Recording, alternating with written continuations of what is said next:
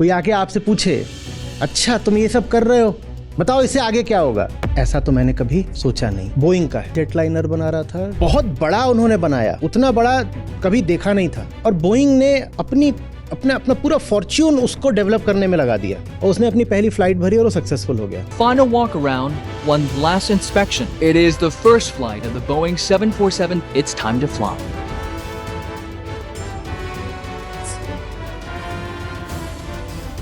CEO से पूछा गया कि what if this project had failed, वो ही जानना चाहता था कि आपका प्लान बी क्या है। तो उसने जवाब दिया आई would rather think of something more pleasant like a nuclear war. तो मैंने सोचा ही नहीं, और अगर मैं सोचता तो ये जहाज कभी बन नहीं सकता था, क्योंकि ये ख्याल इतना डरावना है कि अगर ये फेल हो गया तो मेरा क्या होगा। ये इतना डरावना है कि न्यूक्लियर वॉर से भी ज्यादा डरावना ख्याल है। और जो प्लान बी लेकर के चलते हैं उन्हें फिर सी डी ई एफ सबकी जरूरत पड़ती है, और वो जेड पर भी नहीं रुकते।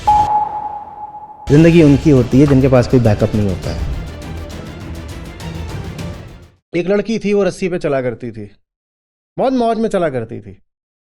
लोग उसको बोलते थे कि ये तो आंखें बंद करके भी चल जाए, ये तो नींद में भी चल जाए। वो इतनी पारंगत हो गई थी रस्सी पर चलने में, ऐसे अपना लेती थी, और इतनी पारंगत हो गई थी कि उसने अपनी जो डंडों की ऊंचाई थी, कि जिस ऊंचाई पे वो रस्सी पर चलती थी, उसने खूब बढ़ा दी थी।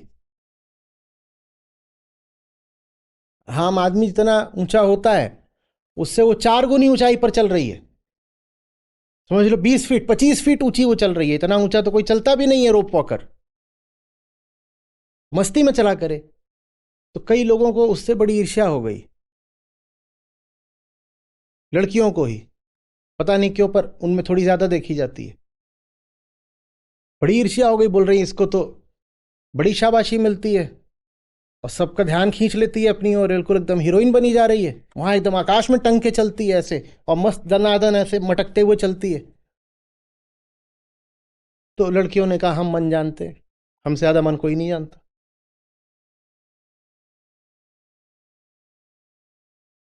अगली बार जब वो वहां चल रही थी तो एक लड़की इधर से और एक लड़की उधर से, उसको पता है क्या बोलती है? 25 फीट। एक बोलती है 25 फीट उधर से, एक बोलती है 25 फीट उधर से। वो 25 फीट की ऊंचाई पे चल रही थी, वो गिर गई।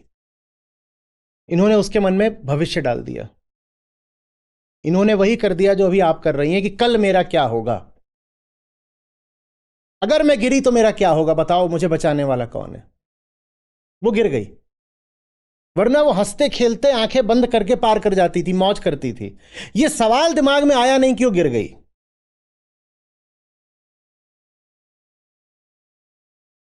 समझ में आ रही बात? ये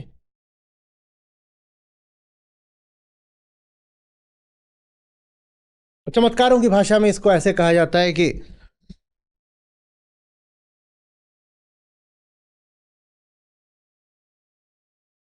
एक आदमी था, वो गया किसी, अभी कहानी भर है, मैं इसको लेना नहीं चाहता कि चमत्कार आ जाते हैं लोगों की फिर बुद्धि जग जाती है। अच्छा ऐसा होता है क्या? तो गया बाबा जी के पास, बाबा जी मेक्स अ रिटर्न, अनरिलेंटिंग बाबा जी। तो बाबा जी के पास गया, बोला बाबा जी क्या सिद्धियां होती हैं?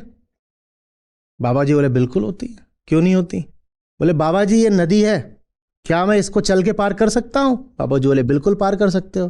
बोले बाबा जी करा के दिखाओ। बाबा जी बोले क्यों नहीं बच्चा। बाबा जी थोड़ा सा पीछे को मुड़े, एक कागज निकाला, उसको ऐसे मोड़ा और बोले ये लो बच्चा अपने हाथ में, और कागज अपने हाथ में ले लो और नदी पे चलते हुए निकल जाओ। बच्चा बोला अच्छा बाबा जी बिल्कुल हो जाएगा। बाबा जी बोले हो जाएगा बच्चा, बोला मुझे भरोसा आप पे, तभी आपके पास आया हूं। और वो अपना दनादन दनादन नदी पे चलने लग गया, हाथ में कागज है, उसको बड़ा मजा आ रहा है, नदी पे चलते हुए निकल ही जाऊंगा, एकदम मौज है, चलता भी जा रहा है। बोले बाबा जी की सिद्धि, बाबा जी बोल दे ना हो कैसे होगा। अब बाबा जी ने क्या बोला था उसको? बाबा जी ने उसको बोला था कि इसमें मैं तुम खास मंत्र दे रहा हूं, खास मंत्र, और ये जो मंत्र है यही तुमको पार करा रहा है। वो मौज में चला जा रहा है, बिल्कुल बीच में पहुंचा तो उसको विचार आ गया। बोले मंत्र है क्या? क्या मंत्र है? तो उसने मुट्ठी खोल ली और कागज ऐसे गुड़ी मुड़ी कर रखा था बाबा जी ने, उसने खोल दिया। बाबा जी तारीफ हो रही, खुश हो जाओ आज। तो उसने खोल दिया, वो कागज खोला, उसमें कुछ नहीं लिखा हुआ था। बाबा जी ने ऐसे ही कागज फाड़ के ऐसे करके दे दिया था, और जहां उसने देखा कुछ नहीं लिखा है, हाँ वो डूब गया। कुछ बातें ऐसी होती है दिमाग में आनी नहीं चाहिए। वो दिमाग में आई नहीं कि गिरे कि डूबे। अध्यात्म का यही फायदा है, ये नहीं कि आपको सब सवालों के जवाब मिल जाते हैं। फायदा ये है कि व्यर्थ के सवाल दिमाग में आने बंद हो जाते हैं।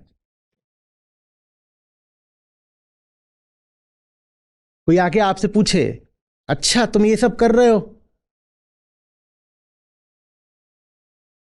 बताओ इससे आगे क्या होगा, तो आप बहुत अचकचा करके बस इतना कह पाते हो, ऐसा तो मैंने कभी सोचा नहीं। ये एक आध्यात्मिक आदमी का जवाब होता है, ऐसा तो मैंने कभी सोचा नहीं।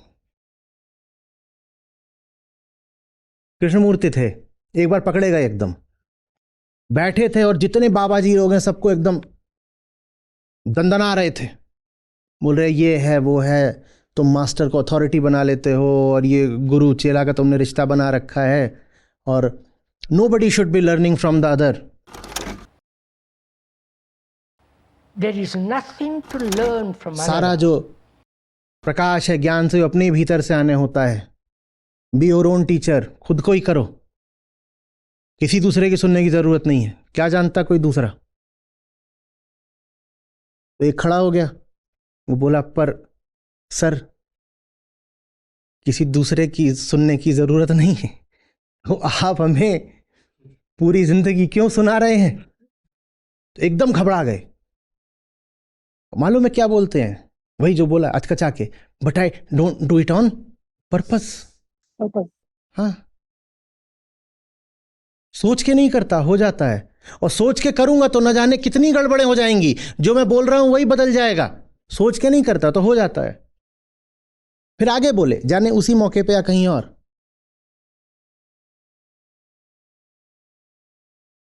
बोले फूल खिलता है तो खुशबू अपने आप फैल जाती है, फूल दौड़ा दौड़ा के खुशबू थोड़ी बिखेरता है। I don't do it on purpose. मैं हूं इसलिए बोल रहा हूं, मेरे होने से मेरी बात आ रही है। मुझे बोलना नहीं है, मुझे होना है। मेरे होने के कारण मैं क्या करूं, मैं मजबूर हूं, मैं बोल जाता हूं, मुझे पता ही नहीं चलता, मैं बोल जाता हूं। मैं रोकूं कैसे, मैं बोल जाता हूं। जैसे गुलाब का फूल अपनी खुशबू नहीं रोक सकता, वैसे ही मैं अपने वचन नहीं रोक सकता, मैं बोल जाता हूं। मैं सोच के नहीं बोलता, और सोच के बोलोगे तो गड़बड़ हो जाएगी। सोचना माने भविष्य आ गया। विचार हो और कामना ना हो, विचार हो और भविष्य ना हो, ये संभव नहीं हो सकता। समझ में आ रही बात। और लोग चाहते हैं कि जिंदगी में जो कुछ हो वो सोच के किया जाए। रिटायरमेंट के बाद क्या होगा, सोच के करना है। ये सोचने के लिए समय चाहिए, सोचने के लिए अभी जो है उससे परायापन चाहिए। इसलिए मैं आपसे एक सवाल कर रहा हूं, आप अगर किसी ऐसी चीज में डूबी हुई हो जिससे आपको बेइंतहा प्यार हो गया हो, बेइंतहा प्यार, हाँ, नहीं मिल रहे हैं डॉलर बहुत, तो भी पहली बात, क्या आपके पास वक्त होगा सोचने के लिए कि 80 की उम्र में क्या होने वाला है। दूसरी बात, कभी कोई दूसरा आकर आपको ये बोल भी दे कि 80 में तुम्हारा क्या होगा, तो इस बात से आपके और उस चीज के रिश्ते में फर्क पड़ेगा जिसमें आप डूबी हुई हैं। नहीं, तो समस्या फिर भविष्य की है या वर्तमान की है। वर्तमान। भविष्य के बहुत ख्याल आ रहे हो तो समस्या भविष्य की नहीं है, वर्तमान की है।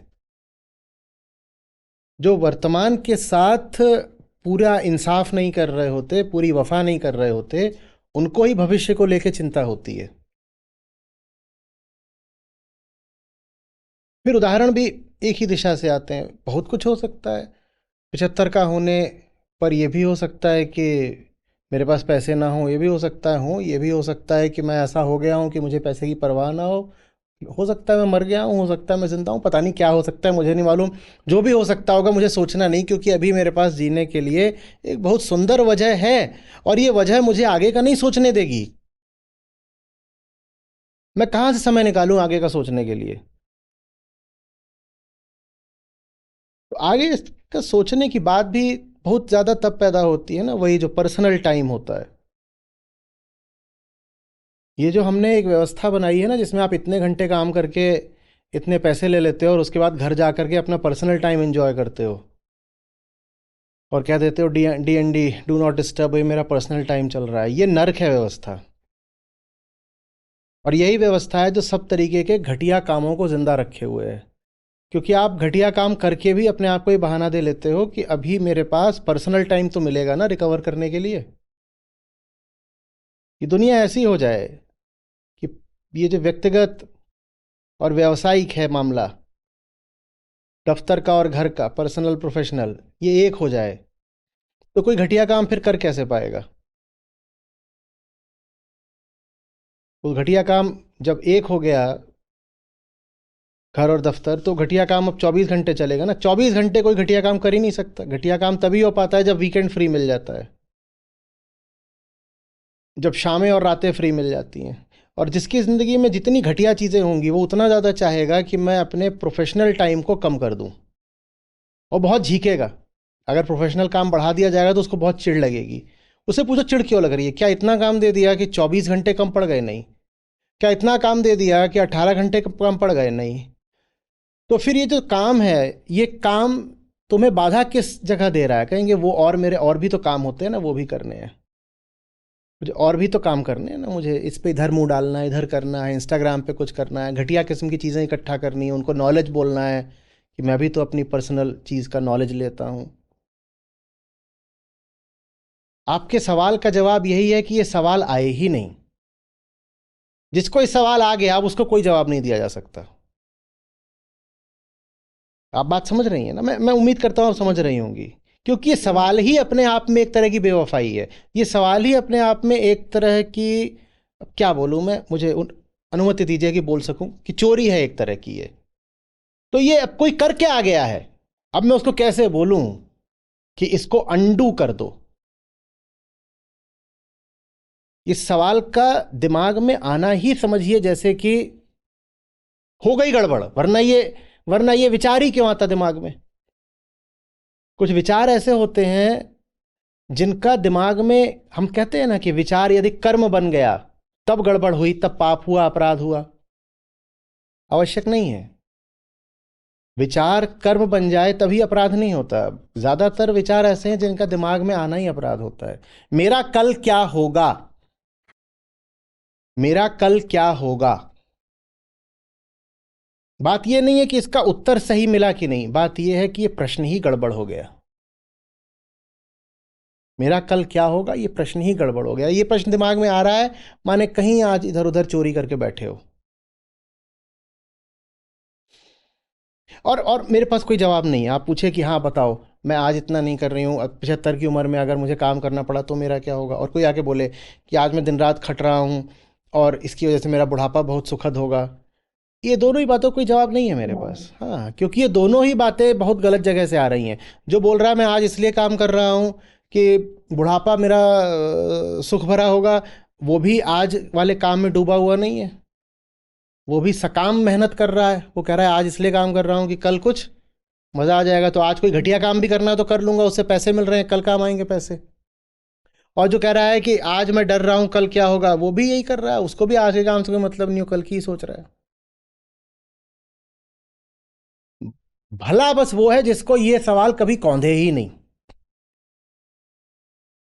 भला बस वो है जिसको ये सवाल कभी कौंधे ही नहीं। कुछ सवाल ऐसे हैं ना, कुछ विचार ऐसे हैं दिमाग में आए नहीं कि आप बर्बाद हो गए।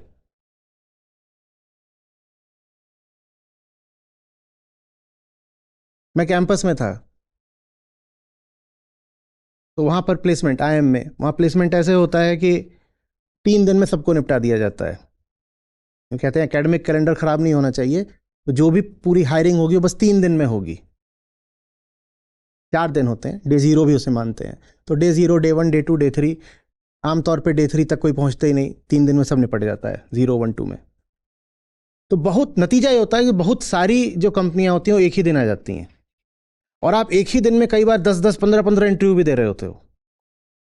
ठीक है, तो उसका क्या नतीजा होता है? उसका नतीजा होता है कि एक ही दिन में आपके पास कई सारे ऑफर्स होते हैं।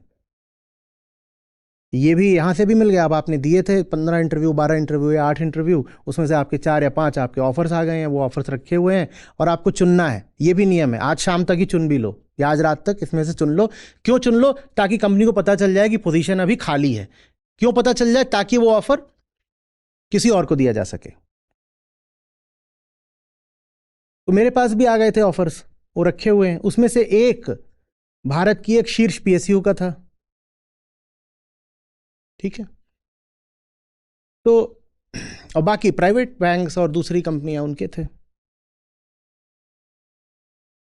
तो वो एक जगह थी, वहीं पे एक एक बगल में कमरे थे, एक एक करके ऐसे ऐसे एडजेसेंट रूम्स, उनमें ही अपने इंटरव्यू चल रहे थे। वहीं पे सब पूरे सब क्राउड था, हायरिंग करने वाले भी लोग थे एचआर के, और ये सब स्टूडेंट क्राउड भी था सब। तो वहाँ सबको सब पता था क्या चल रहा है, सबका खुला था। तो एक बैंक के एचआर के लोग जिन्होंने मुझे ऑफर किया था, वही मेरे पास आते हैं। उनको पता चल गया था कि एक पीएसयू का भी मेरे पास ऑफर है। तो वो आकर बोलते हैं कि तुम उसका ही ऑफर ले लो। मैंने कहा क्यों? मैंने इनकी ओर देखा, क्योंकि आमतौर पे जो प्राइवेट बैंक्स हैं अच्छे बढ़िया वाले, तो उनकी जॉब बेहतर मानी जाती है। पीएसयू तो माने सरकारी जैसे लगभग। मैं कहा कैसी बात कर रहा है, मैं क्यों ले लूँ पीएसयू वाली? तो पता है क्या बोलता है? वो खुद बैंक में काम कर रहा है, मुझसे क्या बोलता है? हाँ क्या? हाँ हाँ हाँ हाँ, बोलते हैं उसमें रिटायरमेंट बेनिफिट्स मिलेंगे। मैं उसका मुंह देख रहा हूँ। मैं कहा मैं अभी 25 का भी नहीं हूँ, मैं सोचूं कि 65 में क्या होगा। और तू कैसा आदमी है, तू सोच रहा है? क्योंकि वो भी 35-40 का ही रहा होगा। पर वो खुद मुझसे आके बोल रहा है थिंक ऑफ रिटायरमेंट। मैं उसका मुंह देख रहा हूँ। मैं पीएसयू में तो नहीं गया, इस बैंक में भी नहीं गया। मैंने कहा बेटा तुम्हारा कल्चर कुछ ठीक नहीं लग रहा है, और छोड़ने में तो माहिर हूँ ही, थोड़ी सी भी मुझे अगर शंका हो जाए तो खट से ये तो रहने दो, गड़बड़ है मामला। समझ में आ रही बात? कुछ बातें ऐसी हैं दिमाग में आनी नहीं चाहिए अगर कोई आगे का काम करना है। एक बहुत कौन से प्रोडक्ट का है पता नहीं है, आपकी कम्युनिटी एक्टिविटी हो जाएगी। जब मैं एमबीए स्टूडेंट्स को पढ़ाता था तब मैं उनको ये उदाहरण देता था, एंटरप्रेन्योरशिप के संदर्भ में देता था। तो मैं उनको कहता था कि जब तुम अपना काम शुरू करो तो तुम ये सोच के नहीं कर सकते कि तुम्हारे पास बैकअप होना चाहिए, तुम्हारे पास प्लान बी होना चाहिए। तो बहुत अच्छा उदाहरण है, अब 20 साल हो गए, याद नहीं आ रहा किसका। तो बोइंग का है, बोइंग का है। अब बोइंग कौन सा उसमें जेटलाइनर बना रहा था ये भी ठीक से याद नहीं आ रहा, अब खोजेंगे मिल जाएगा। तो वो बहुत बड़ा उन्होंने बनाया, उतना बड़ा कभी देखा नहीं था। और बोइंग ने अपनी अपना अपना पूरा फॉर्च्यून उसको डेवलप करने में लगा दिया, और उसने अपनी पहली फ्लाइट भरी और वो सक्सेसफुल हो गया। ठीक है, पता नहीं उसमें कितनी सीटें थी, 800 सीटें थी या क्या था, वो सफल हो गया। चेक कर लीजिएगा, हो सकता है कहीं पे मैं कुछ गलत बोल रहा हूं डेटा। तो उसके सीईओ से फिर पूछा गया, उसकी सफलता के बाद सीईओ से पूछा गया कि what if this project had failed. ध्यान से सुनना, what if this project had failed. वो ये जानना चाहता था कि आपका प्लान बी क्या है। तो उसने जवाब दिया, आई would rather think of something more pleasant like a nuclear war. I would rather think of something more pleasant comma like a nuclear war. मतलब समझ रहे हो? तो मैंने सोचा ही नहीं, आई डेंट थिंक अबाउट इट। और अगर मैं सोचता तो ये जहाज कभी बन नहीं सकता था, क्योंकि ये ख्याल इतना डरावना है कि अगर ये फेल हो गया तो मेरा क्या होगा। ये इतना डरावना है कि न्यूक्लियर वॉर से भी ज्यादा डरावना ख्याल है। इसीलिए nuclear war is more pleasant in comparison to that thought. I would rather think of something more pleasant like a nuclear war. मेरे पास कोई प्लान बी नहीं है, इसीलिए मेरा प्लान ए हमेशा सफल रहता है। और जो प्लान बी लेकर के चलते हैं उन्हें फिर सी डी ई एफ सबकी जरूरत पड़ती है, और वो जेड पर भी नहीं रुकते। ले दे के उनके हाथ असफलता ही आती है। अच्छा ये नहीं हुआ तो ये कर लेंगे, अब ये नहीं हुआ तो ये, I have so many backup options. जिंदगी उनकी होती है जिनके पास कोई बैकअप नहीं होता। जिनके पास बैकअप होता है उनके पास कोई बैकअप नहीं होता। उनके पास जिंदगी तो नहीं होती, बैकअप भी नहीं होता। बैकअप मात्र एक कल्पना है। Security is just an entertaining thought. कोई सिक्योरिटी नहीं है कहीं पर। जब है ही नहीं तो learn to live in absolute insecurity, relish it. क्या सोचना कि 80 के हो जाएंगे तो क्या होगा, क्या होगा, क्या होगा। बुढ़ा मस्त है, मस्त है बुढ़ा, और क्या।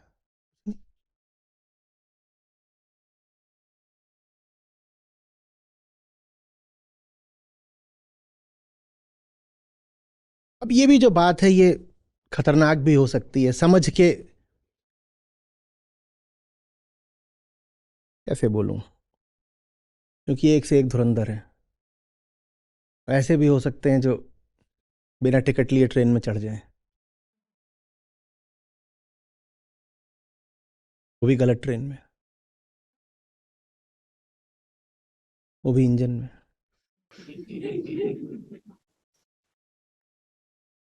तो बड़ा मैं हिचक के चलता हूं कि किससे बोल रहा हूं। जैसा मैंने बोला, आज तो न जाने कितने लोगों का पहला सत्र होगा, कल न जाने कौन से इंजन का नंबर लग जाए। आचार्य जी ने बोला था, सोचना मत। उतार दिया इंजन से तो इंजन के आगे लेट गए, फिर सोचना मत।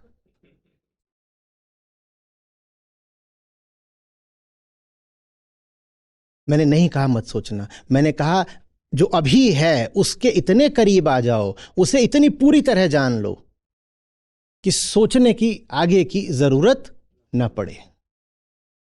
जैसा वो जब वहां पर लल्लन टॉप में हुआ था ना, उन्होंने पूछा था निष्काम कर्म क्या। मैंने कहा था निष्काम कर्म का सिद्धांत ये होता है कि अगर सही काम करोगे तो फल की चिंता करने की जरूरत ही नहीं पड़ेगी।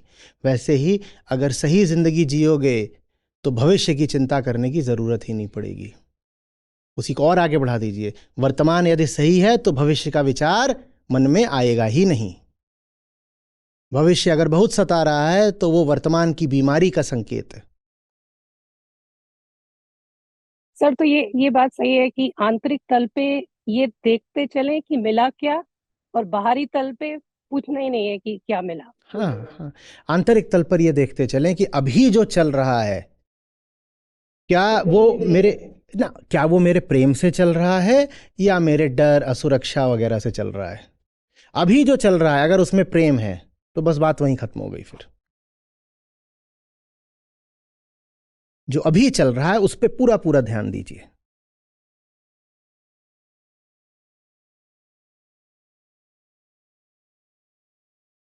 इसी क्षण में जिंदगी पूरी हो जाती है।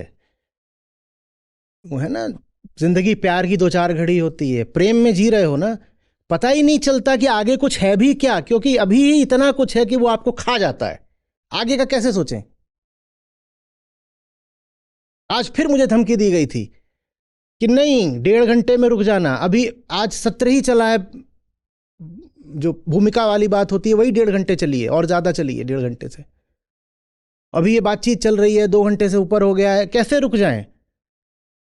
ये घड़ी नामाकूल चीज उठा के बाहर फेंको इसको, है ना, घड़ियाली दियो निकालनी। समझ में आ रही है अब बात।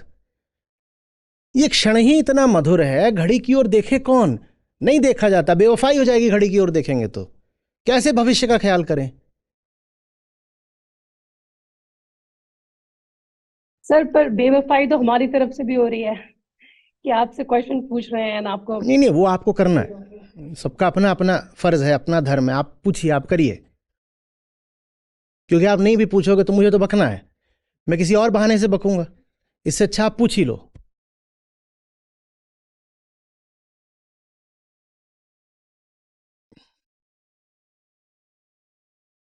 वो जो होता है ना कि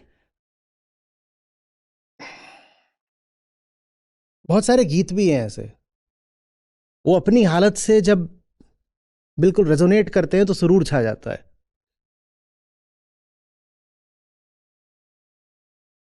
कैसे फिक्र करें कल की, ऐश के सब दुनिया वाले बेकार की बातें करते हैं। तुम क्या बेकार की बातें करने आ गए यार फिर से पूछने। So you know, what's your plan for the next year. पायल के गमों का इल्म नहीं, झनकार की बातें करते हैं। ऐश के सब दुनिया वाले बेकार की बातें करते हैं, ये चाहिए वो चाहिए।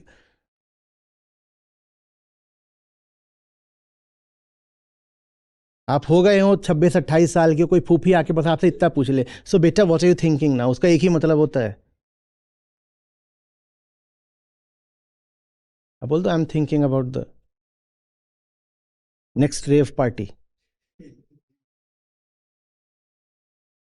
और ये ऐसी चीज है जो सुरूर में ही जी जा सकती है। फिर बता रहा हूं, वो जैसे लड़की चल रही थी रस्सी पर, मेरे साथ चलने लगिएगा तो बीच में मत रुक जाइएगा, नहीं तो मैंने तो चढ़ा दिया रस्सी पे, और फिर गिरने की जिम्मेदारी आपकी होगी, बहुत बुरा गिरोगे। मेरा काम है डंडा लेके कहना रस्सी पे चढ़ जाओ, अब चलो, और बहुत मौज में चलोगे, बस बीच में रुक के शंका मत करने लग जाना कि मुझे तो चला दिया, खुद किधर है, मैं नहीं चढ़ता, मैं दूसरों को चढ़ा देता हूं। बीच में अगर आपको संदेह वगैरह आ गया, बहुत पटकनी खाओगे, और मेरी जिम्मेदारी कुछ नहीं होगी।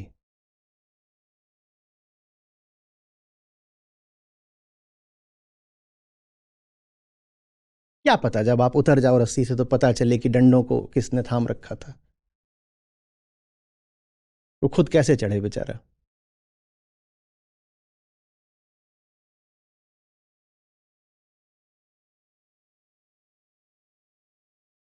और ये जो आपका सवाल है, ये सवाल लेके बहुत लोग आ सकते हैं, बहुत लोग आ सकते हैं,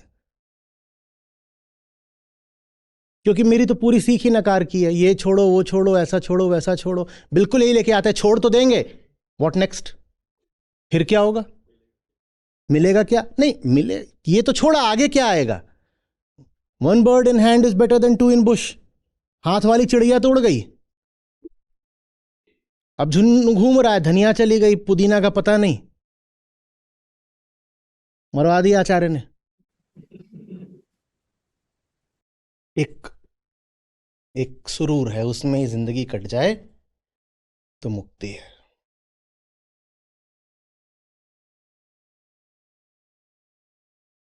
बहुत अभागे हैं वो जिन पर कभी वो सुरूर चढ़ता नहीं, और उनसे बड़े अभागे वो हैं कि जिन पर चढ़ा और उतर गया।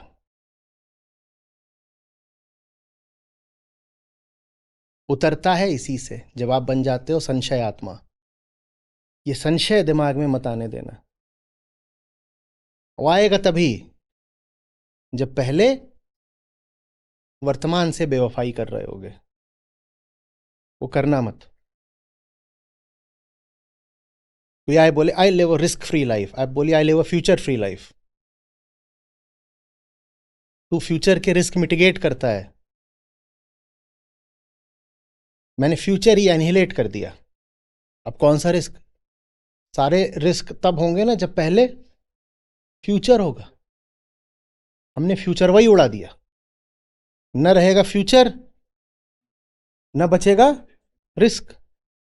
अब कौन सी सिक्योरिटी बताओ।